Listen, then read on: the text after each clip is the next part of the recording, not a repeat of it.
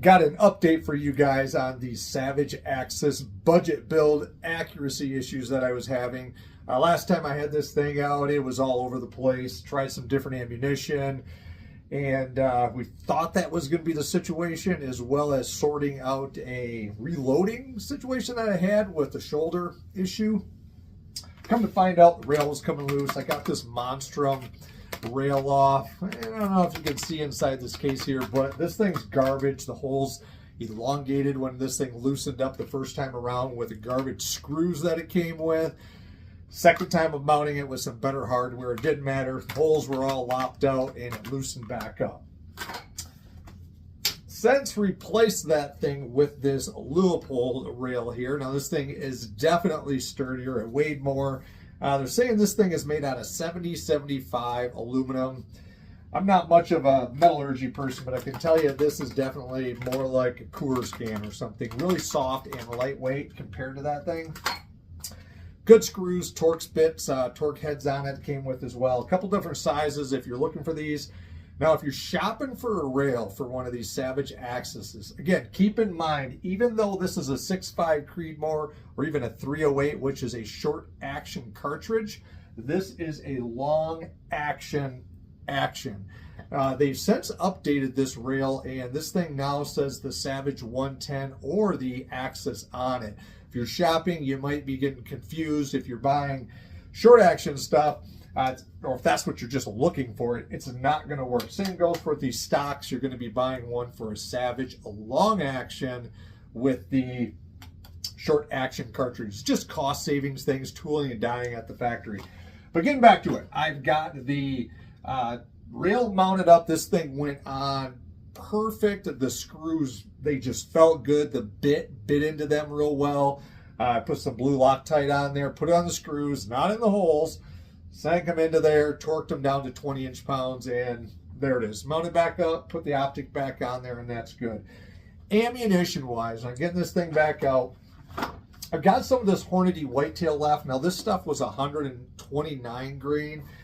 Comment section, some people said this stuff did not shoot real well for them. Other people said, get the lighter grain stuff. It shoots amazing. I still have about a half a box left, so I'm going to be slinging this down there.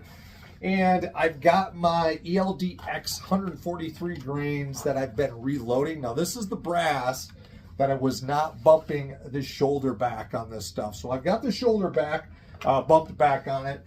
I've got this stuff to a 1.551.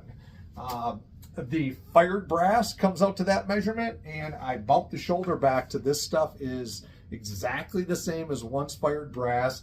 It took about maybe 1/8 of a turn or a little bit more on my die when I was bumping that thing down to fully seated to get it to this exact measurement. Now, these things go in butter smooth now. The bolt's not pushing, it's not tight or anything like that. And they are measuring out exactly the same as, well, I'll tell you what I used for my once fired brass was these guys right here. So this is the stuff I used for once fired.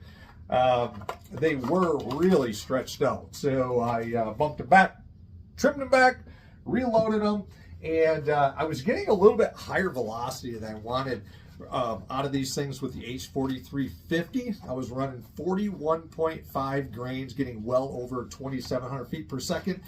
Dropped it back to 41 grains of the H4350 powder for these rounds. So, with that said, ammunition, I think it's sorted out. The rail, I think it's sorted out. The action on the stock, I've got this thing to 40 inch-pounds like Magpul recommends. It is in there well. Everything is good. Everything is the way it should be now. If this thing is still not a shooter after this next time out, it's coming completely apart. The barrel's going to come off. This stock is going to get ditched. We're going to put a chassis on this thing and just go full rebuild on it versus just sucking it up and having a 2 MOA gun. I just don't want a 2 MOA gun in my fleet of things. Got my fingers crossed that it's going to shoot. I don't really want to go that route on this thing. But if I need to, I will. So check back.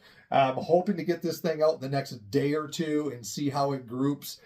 and go from there. So thanks for checking out the channel. Again, this is the Savage Axis budget build rebuild, I should call it, the reboot and reload. Yeah, so thanks for checking in. Get on out and keep on shooting.